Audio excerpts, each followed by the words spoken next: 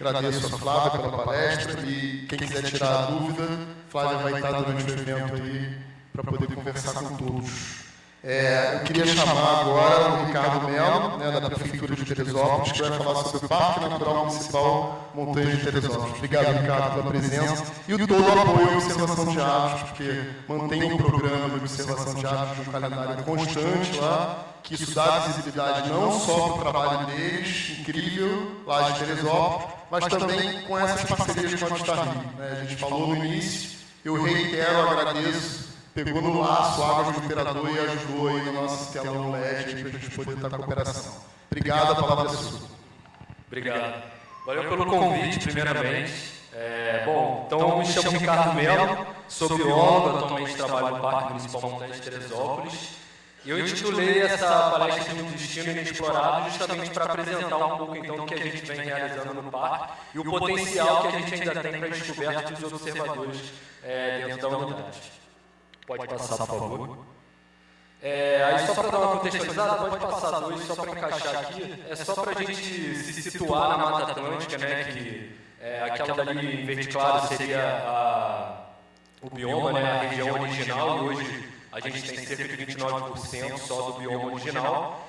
E também a Mata Atlântica, ela sofre muito impacto justamente por ter cerca de 140 milhões de brasileiros dentro desse bioma. E o estado do Rio de Janeiro é o terceiro estado com maior número de população dentro do Brasil. Então, é importante a gente pensar em formas de desenvolver atividades ecológicas, enfim.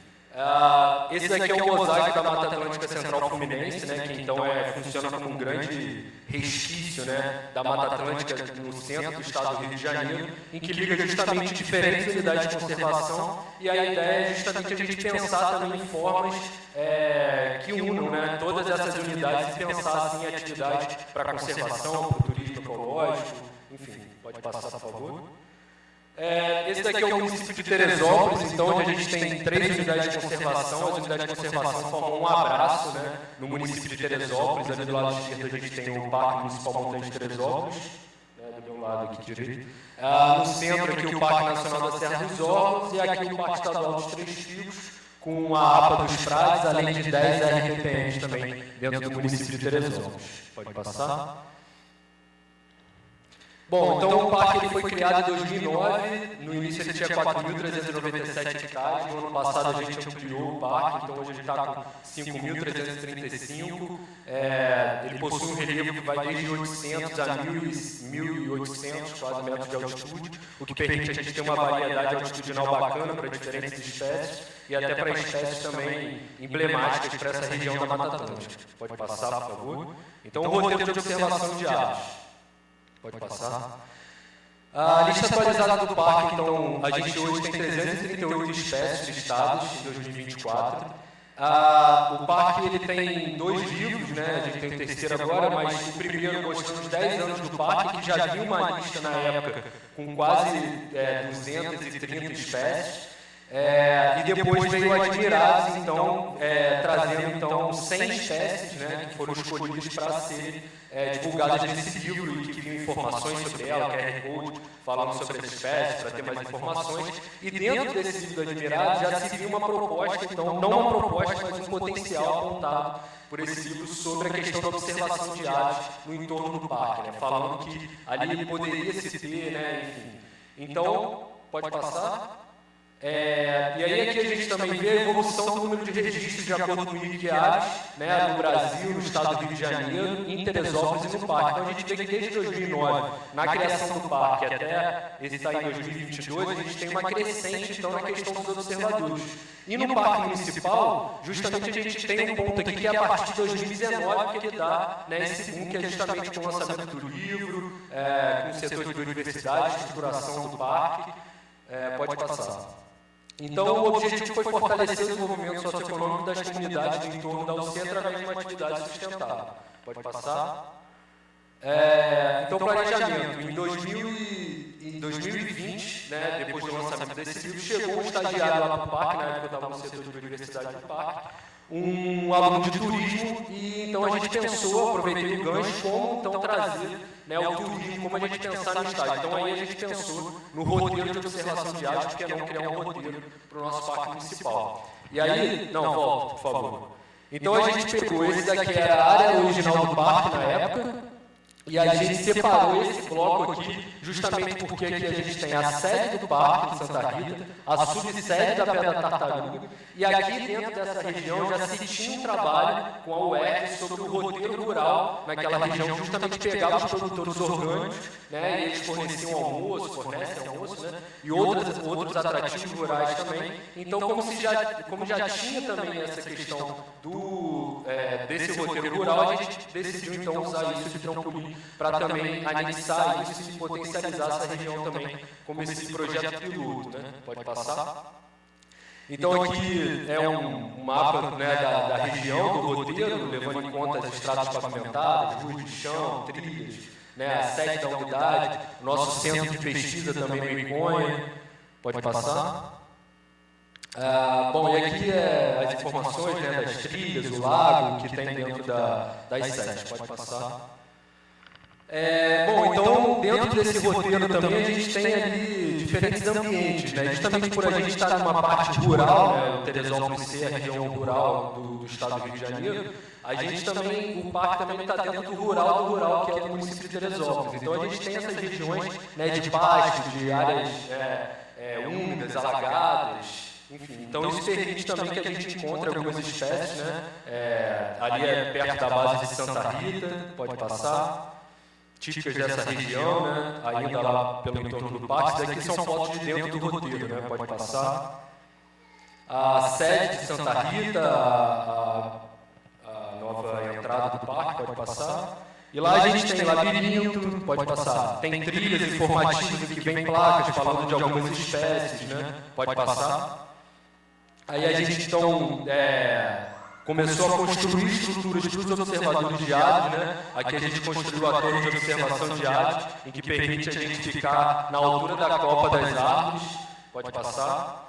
Na trilha do Jacu. A gente também revitalizou um lago que se tinha na sede. Depois da tragédia de 2011, esse lago foi assoreado. Então, dentro dessa proposta também de ali ter um ambiente para essas espécies que preferem mais essas áreas alagadas, a gente então reconstruiu esse lago, ampliou ele. Pode passar. E agora ele está assim, a gente replantou um monte de espécies frutíferas, né, no entorno, pode passar. Aí a gente também construiu uma casinha de observação de aves no entorno do lago.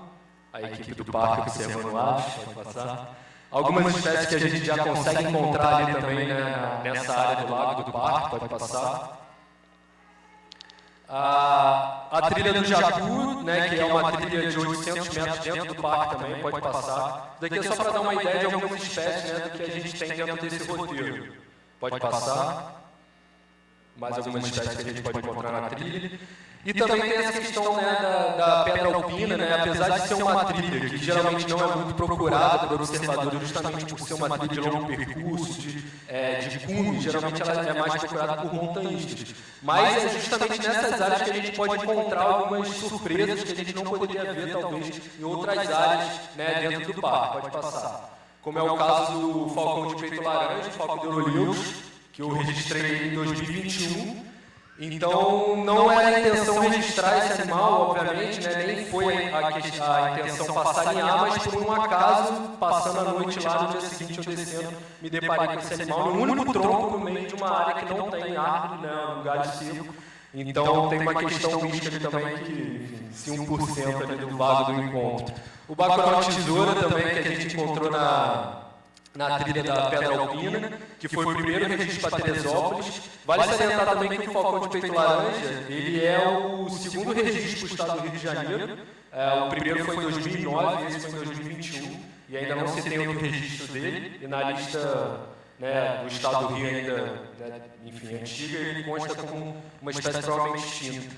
E a gente achou o bacurau tesouro, então, na Pedra Alpina e achou o ninho dele também. Então, como a gente não queria colocar em risco o ninho do primeiro registro do bacurau tesouro para o município de Teresópolis e para o parque, a gente decidiu fechar a trilha, né? A gente até na época ficou pensando como seria a adesão do público sobre isso, mas a gente postou nas redes sociais, né, compartilhou essa informação, as pessoas abraçaram a ideia, gostaram, isso até trouxe um retorno positivo para a unidade, né? As pessoas até cobraram isso mais vezes.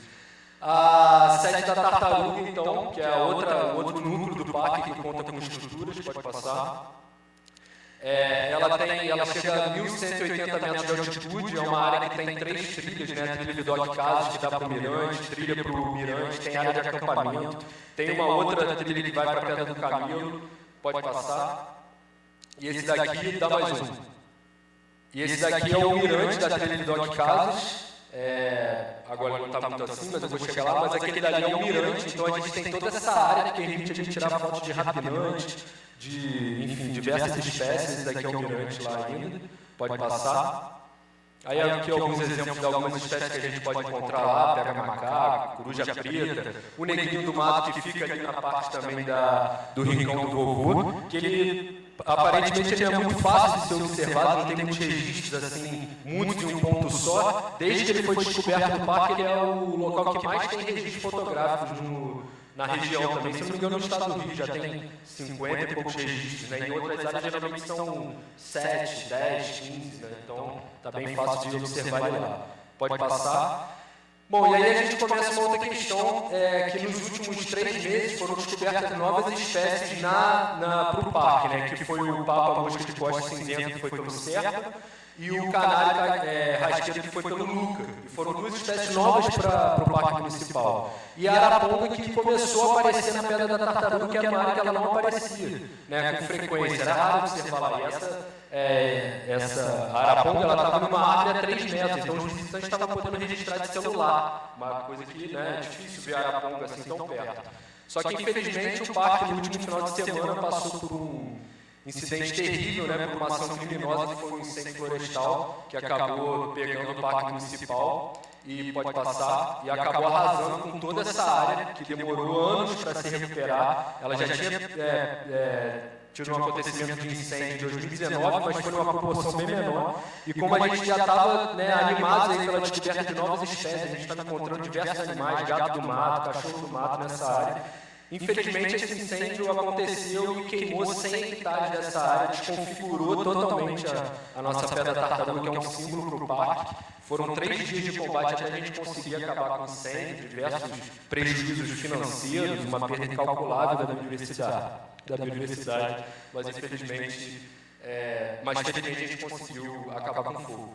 O ICON, que é o nosso centro de pesquisa, pode passar. Que ele é voltado não só para pesquisadores, mas também para observadores de aves, né? Então, a gente já tem observadores que foram lá, 2 camaradas aqui que tiveram lá, foi bem bacana, pode passar mais um. Só para ter uma referência da Pedra da Tartaruga para o Iconha, então ele está a 1.300 metros de altitude, que a gente chega de carro até essa área, né? Então, uma região que tu para de carro no centro de pesquisa e faz caminhadas curtas, de 100, 150 metros, e já consegue observar diversas aves como essas aqui. Araponga, Saudade, Zoninha da Mata, Papo Branco. O Bacurau Tesourão também foi o primeiro registro também para o município de Teresópolis. Esse foi um registro que a gente conseguiu lá em 2021 também. Coruja de Estrada, Murututu, enfim. E dentro desse roteiro, então, como eu já havia dito, da questão do turismo rural, a gente, então, criou, a partir, junto do Conselho Municipal de Meio Ambiente, o Programa Municipal de Observação de Aves, em que as propriedades interessadas se cadastravam nesse programa. Então, elas ganhavam uma placa, né, a gente elaborou um mapa também para o município, em que ele via os pontos de Teresópolis para observação de aves. Mas a gente utilizou desse cadastro, que era do município, para trazer isso para dentro do roteiro de observação de aves do parque. E o sítio Saíra Azul, então, foi o primeiro sítio, né? Eu vou entrar em muitos detalhes que eles vão apresentar aqui também, mas é um sítio que abraçou a ideia, e não por acaso hoje eles estão apresentando aqui, e encontramos diversas espécies novas para o parque municipal e para o município de Teresópolis, né? Mostrando assim, né, como que foi essa adesão, a importância, né, de se construir esse roteiro junto. Aqui são algumas espécies que a gente registrou lá, né? Essa daqui eu não vi, aquela também não, mas aquela estava no dia que a gente descobriu. Pode passar. Bom, então com isso tudo a gente criou então um mapa de bolso, né, desse tamanho, infelizmente eu não trouxe o exemplar aqui porque ele acabou muito rápido, mas é um mapa de bolso desse tamanho, e que quando você abre ele, pode passar, ele vem algumas informações, né, do parque, da observação de aves. A gente também colocou quase que um checklist, né, de algumas espécies que as pessoas podem observar na trilha e marcar, pode passar. E aqui ficou, né, aqui mostrando então as estradas, como é que chega aos pontos, né, o circuito, aonde tem checkpoint onde as pessoas podem parar para observar, mais algumas espécies, pode passar. E a gente também colocou algumas placas também nas ruas para orientar também os observadores que estiverem na estrada de carro para poderem se guiar dentro do mapa, enfim, para eles não se perderem dentro do roteiro. Pode passar. E junto com isso também a gente criou então uma plaquinha com QR Code em que a gente colocou em alguns pontos-chave, né, dentro desse roteiro, em que qualquer pessoa pode chegar com o celular, ler o QR Code e vai vir uma lista de espécies que ela pode observar, que ela pode escutar, as mais prováveis, menos prováveis, mas já para dar um norte para o observador também chegar ali, já ter um ponto de partida para poder observar as aves daquele ponto. Pode passar. E a observação de aves na prática, né? Pode passar. Então, a gente começou então, a como fomentar a observação de aves no parque. Não basta criar, né, a observação, mas como a gente pode difundir isso para que as pessoas, né, se interessem e participem. Né? Esse daqui hoje é um... Pode voltar, por favor. Esse daqui, então, a gente fez uma reunião com os moradores em que a gente reuniu eles para tratar da questão da observação de aves e de alguns outros assuntos, mas justamente nessa ideia de eles entenderem como é que estava funcionando o roteiro, né, como eles, em diferentes ações ele também poderiam fomentar isso por si só. Então a gente começou também a fazer o Vem Passarinhar nas Montanhas de Teresópolis, em que uma vez por mês a gente disponibiliza a van do parque, com 15 lugares, as pessoas podem se inscrever, a gente pega as pessoas no centro da cidade, leva para o parque, faz todo o roteiro de aves. Se a pessoa ela tem a opção de almoçar em um desses sítios cadastrados, então ela paga diretamente ao produtor, né, almoça lá, a gente leva eles de van até lá, eles almoçam e depois retornam à noite para a cidade, totalmente grátis, a ação até dos dias, né, somos voluntários lá, apesar de ser funcionário, mas enfim, a gente faz uma ação voluntária. E é um jeito, então, de fomentar a observação de aves na região. Né? Então, isso tem dado muito certo. A gente começou, já tem um ano da passarinhada, a gente começou com cerca de 8, 10 pessoas, depois a gente começou a fechar a van, ter uma disputa na van. Hoje em dia a van só não é suficiente, então tem uma van e uma carreata que vai atrás da gente também, participando da passarinhada, bem legal. E aí já tem um ano da passarinhada, a gente tem feito isso de forma mensal, né, todos os meses. Agora a gente parou por causa desse período eleitoral, enfim, pode passar. E aqui são algumas imagens, né, como eu havia dito, então ali está a van do parque, mas já a caravana de carros que participam também. E esse daqui é o almoço, esse almoço colorido e, bom, delicioso. Eu também não vou entrar muito nesse detalhe porque eu sou suspeito. A Esther está aqui, o mar de sair azul. Mas, enfim, a ideia é justamente, então, trazer essa dinâmica para além da observação de aves, as pessoas também poderem entender, também ver ali como que é o dia a dia dos proprietários, poder comer uma comida saudável que vem direto da terra, colhida ali. E é uma troca muito bacana, pode passar. Porque as pessoas, né, além da atividade de observação de aves na natureza, já estão felizes quando a gente chega no horário do almoço, está todo mundo animado ali conversando e surgem vários assuntos, é muito bacana, isso tem dado um retorno muito gratificante para todo mundo. E aqui são alguns sítios que participaram, né, originalmente do roteiro e que prestam diversas, né, atividades, né, voltadas para isso. A gente teve desde o artesanato, né, da Flora, que começou a fazer várias artes hoje com a Flora e com a fauna do parque, a partir desse projeto também, como tem as feiras orgânicas que acontecem junto da passarinhada, o sítio Sair Azul aí que vem se destacando pela questão da observação de aves, artesanato com bambu, enfim, para puleiro, uma diversidade de coisas que veio a partir da observação de aves desse fomento. Pode passar? Aqui só algumas divulgações, né, que saíram nos jornais, isso ajudaram também na adesão de novas pessoas a virem conhecer a observação de aves. Antigamente a gente tinha a maioria das pessoas que vinham para o roteiro, né, para a passarinhada, eram de Teresópolis, hoje a maioria vem de fora do município, pode passar. E esse daqui foi o segundo Admirados, né, que a gente trouxe até alguns exemplares aqui também hoje. Mas esse é o segundo livro, então, que ele vem com mais 100 espécies dessa nossa lista de 338.